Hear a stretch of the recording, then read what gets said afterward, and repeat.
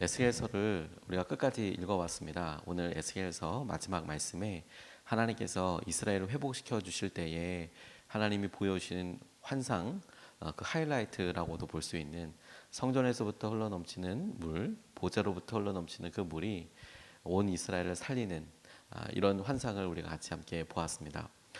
이스라엘에게 하나님께서 에스겔을 통하여서 그들에게 임박하게 될 심판과 예루살렘의 멸망에 대해서 이야기하셨고, 그리고 그런 예언들이 이어진 이후에 멸망에 대한 심판의 메시지, 그리고 시간을 두어서 다시 에스겔에게 말씀이 임하여서 어떻게 회복하게 하시겠나, 어떻게 하나님께서 일들을 하시는가, 근데 그와 관련된 일들을 보면서 새 예루살렘과 새로운 예배 의식과 오늘 우리가 마지막으로 읽은 이 부분은 새 성전, 새 땅에 대해서 하나님께서 회복시키시는 것에 대해서 예언하고 계십니다.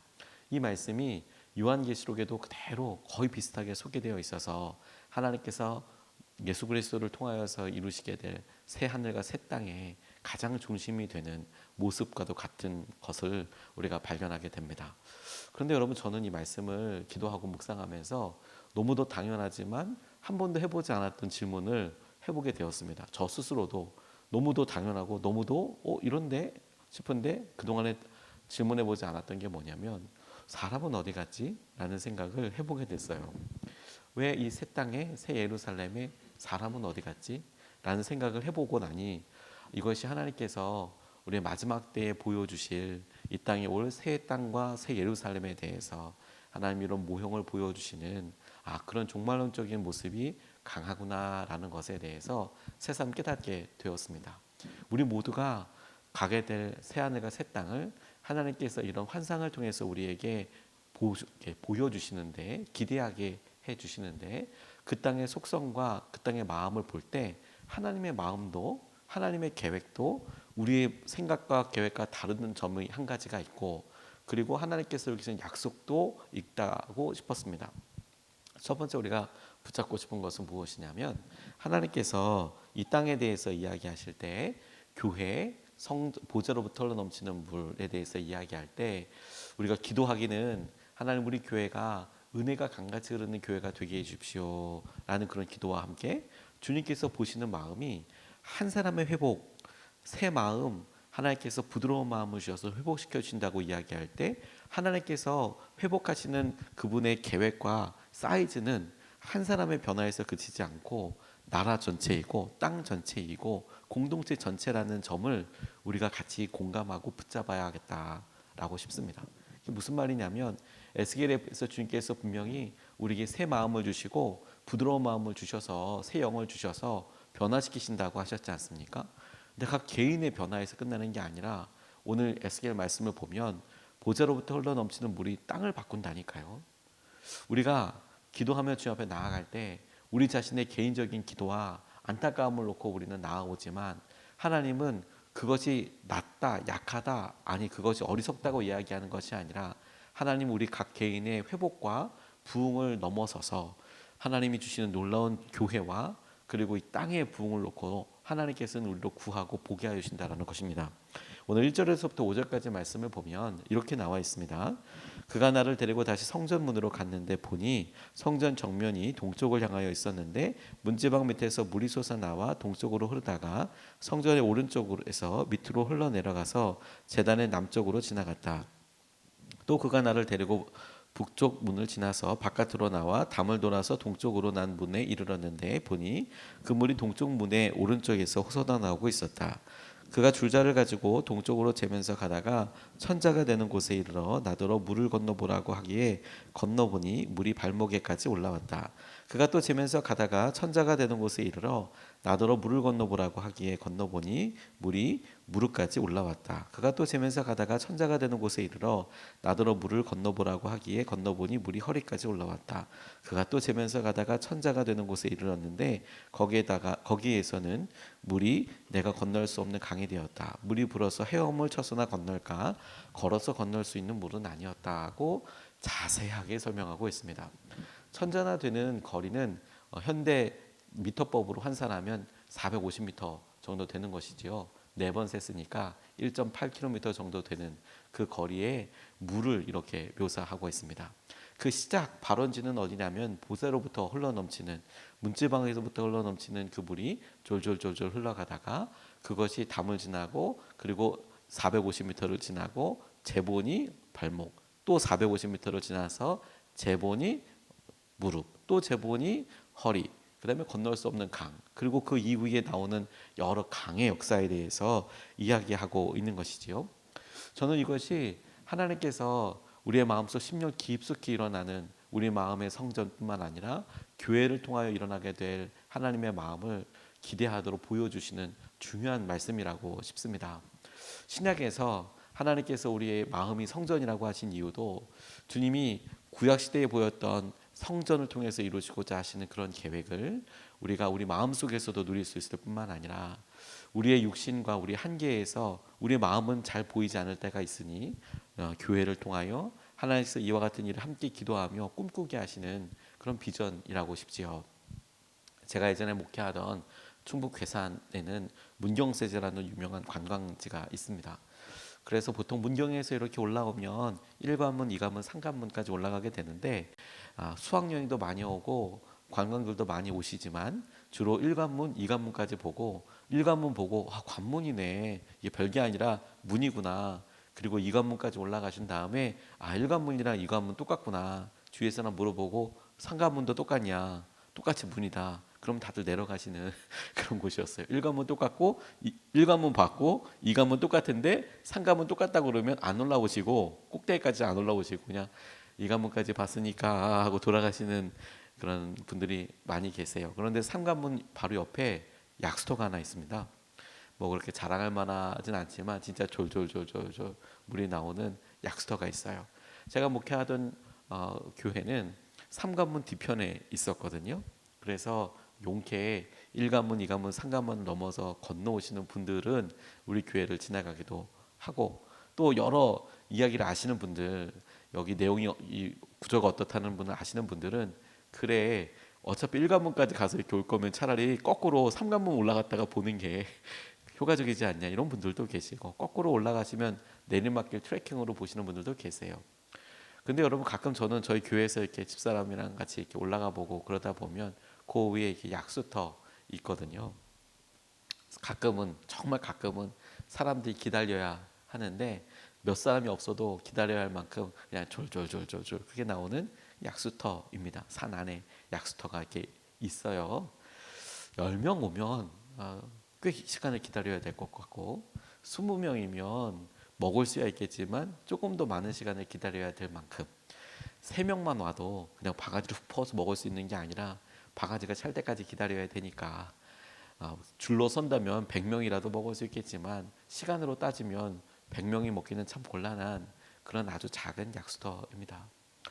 하나님께서 우리에게 이런 생수의 역사를 보여줄 때 저는 문득 그 생각이 났어요. 보좌로부터 흘러넘치는 처음에는 그 흐름이 시냇물과 같고 졸졸졸 흘러나지는 약수물과 같은 그 물이 떠오르더라고요. 근데 그 물이 흐르고 흘러서 어디에서 합쳐지고 어디로 다 흘러가는지 우리는 다 알 수 없지만 충주호까지 가는 물 보면 그 물 모여져 있는 거 보면 엄청나게 많은 사람이 먹고도 살 수 있을 만큼의 그런 영향력이 있는 주위에 있는 여러 생물들을 살리고 식물들을 먹이는 그런 물이 되더라고요. 충주의 비옥한 땅에 물이 공급하는 그 물 중에 하나가 되더라고요. 그런데 주님이 우리에게 우리 마음의 심령 속에 이런 말씀을 주시고 성령께서 우리에게 이끌어 주시는 그런 물로 말미암아 이것이 많은 사람들에게 흘러넘치는 영향력을 닿게 하는 새로운 생수의 강, 은혜의 강 이것으로 쓰시겠구나. 그래서 마음속에 기도하며 소원하는 마음이 생겼습니다. 하나님, 우리 마음속에 심령 속에 이런 생수의 강이 흘러넘치게 해주십시오. 은혜의 물이 흘러넘치게 해주십시오. 하나님 이것이 우리의 마음속에서 흘러넘쳐서 은혜의 강물이 흘러나가게 해주십시오. 뿐만 아니라 우리 교회에서도 하나님 이런 은혜의 강이 흘러넘치는 그런 교회가 되게 해주셔서 하나님께서 보여주시고 우리에게 꿈꾸게 하여 주신 닿아서 사람들이 살고 하나님께서 하신 은혜를 보게 되는 그런 통로로 이렇게 보게 해주십시오. 약수물 하나가 먹여 살릴 수 있는 10명 혹은 20명 정도의 그런 역할에서 하나님 점점점 물이 더 넘어가 여러 나라를 살릴 수도 있는, 우리나라만 해도 한강 주위에서 1200만이 넘는 사람들이 먹고 사는 건 아닙니까? 그 한강 젖줄 때문에 1200만 명이 서울 혹은 한강 어귀에서 계속 그 물을 빗대어서 기대어서 살고 있지 않습니까? 이런 어마어마한 영향력이 하나님 우리가 꿈꾸게 해주시고 우리 마음속에서 일어나게 해주십시오. 우리가 그렇게 우리를 쓰임받게 해주십시오. 이렇게 첫 번째로 기도하고 싶어요. 우리 개인의 하나님 만족과 은혜의 수준을 넘어서서 하나님 이것이 흘러가서 하나님께서 하실 놀라운 영향력을 보게 해주십시오. 이렇게 기도해 보니까 두 번째로도 자연스럽게 이어지게 되겠다라고 싶습니다. 우리 교회를, 우리 자신을 생명의 통로로 사용해 달라고. 하나님, 우리가 사람들에게 다만 영향력을 미치고 닿게 되는 것이 아니라 생명의 통로로 사용하여 주십시오. 이런 생각을 하게 됐습니다. 7절에서부터 9절 말씀에 이 물이 닿을 때 일어나게 되는 일을 이렇게 소개하고 있습니다. 내가 돌아올 때에는 보니 이미 강의 양쪽 언덕에 많은 나무가 있었다. 그가 나에게 일러주었다. 이 물은 동쪽 지역으로 흘러나가서 아라바로 내려갔다가 바다로 들어갈 것이다. 이 물이 바다로 흘러들어가면 죽은 물이 살아날 것이다. 이 강물이 흘러가는 모든 곳에서는 온갖 생물이 번성하며 살게 될 것이다.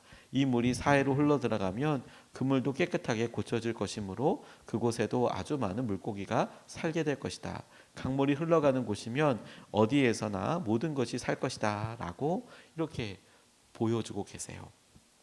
이 보좌로부터 흘러넘치는 물이 닿을 때 그것을 통해서 생물이 살아나고 그곳에 어종이 많아지고 그리고 그야말로 풍년처럼 그런 일들이 일어나게 될 것이다. 하나님께서 이렇게 보여주고 계십니다. 아니, 이 많은 것들을 누릴 사람이 하나님께서 보고 계시는 것 아니겠습니까? 생물들만 자라고 사람 없는 곳이 아니라 하나님께서 이런 여러 일들을 보여주시고 우리 모두에게 이것을 누리고 살게 될 그 나라와 그 땅과 그 시기를 말씀하시는 분명한 것이라고 싶습니다. 근데 이 말씀을 통해서 우리가 새삼 다시 붙잡게 되는 것은 물이 닿을 때마다 생명이 살게 되는 거예요. 물이 닿을 때마다. 그리고 이것이 그냥 작은 그런 역사가 아니라 하나님께서 우리에게 붙잡아 주시고 이끌어 주셔서 일어나게 될 놀라운 일들이 한두 사람에게가 아니라 연쇄적으로 지속적으로 계속해서 일어나게 될 하나님의 은혜의 역사 중에 하나다라고 싶습니다. 이것이 하나님 우리를 불러주시고 우리에게 이끌어 주시는 은혜라고 싶어요.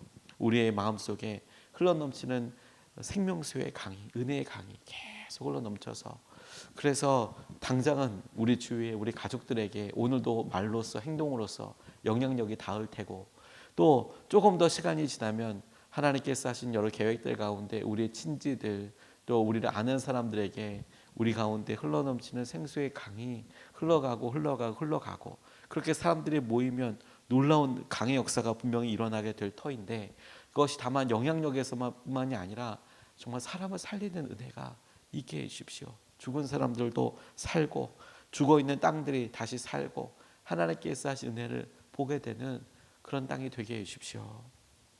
주님께서 우리에게 이런 환상을 통해서 보여주시는 비전은 우리가 놓치지 말아야 될 꿈과 목표라고 싶습니다.